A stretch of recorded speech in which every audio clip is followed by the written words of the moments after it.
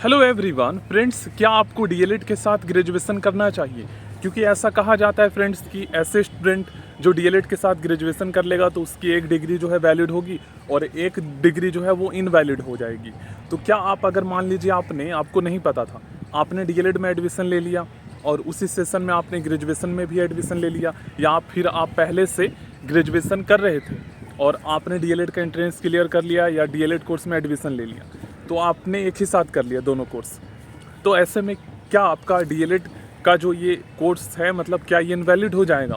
क्या आप टीचर बन पाओगे या नहीं बन पाओगे? तो इसी के बारे में आज के इस वीडियो में हम आपको बताने वाले हैं। देखिए फ्रेंड्स, आपको पता होना चाहिए, अगर आप क्लास 1 to 5 प्राइमरी क्लास के टीचर बनना चाहते हो, तो प्राइमरी क्लास के टीचर बनने के लिए किसी भी स्टेट के गवर्नमेंट स्कूल में, चाहे वो दिल्ली का हो, बिहार का हो, यूपी का हो, उत्तराखंड, राजस्थान का हो, इसमें क्या है ना, मिनिमम जो क्वालिफिकेशन मांगा जाता है वो ग्रेजुएशन नहीं मांगा जाता है।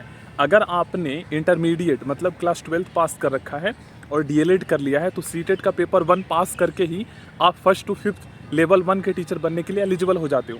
आप ग्रेजुएशन किए हो या नहीं किए हो, या फिर आपने साथ में भी कर लिया है, वो क्योंकि जब आपका सिलेक्शन हो जाएगा टीचर में, तो आपसे ग्रेजुएशन का डिग्री मांगेगा ही नहीं, क्योंकि मिनिमम जो क्वालिफिकेशन है वो 12th मांगेगा, आपके पास हो या नहीं 50% नंबर, और उसके बाद आपका डीएलएड मांगेगा एंड सीटेट का पेपर 1 मांगेगा।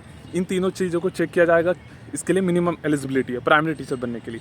आपसे ग्रेजुएशन नहीं मांगा जाएगा, ग्रेजुएशन जो है ना वो 6 to 8 के टीचर बनने में मांगा जाता है।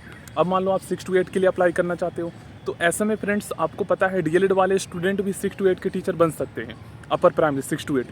तो ऐसे में आपका ग्रेजुएशन कंप्लीट होना चाहिए 6 to 8 के टीचर बनने के लिए, डीएलएड भी होना चाहिए और सीटेट का पेपर 2 पास होना चाहिए। सीटेट का paper 1 1st to 5th primary के लिए होता है और 6 to 8 के लिए सीटेट का पेपर 2।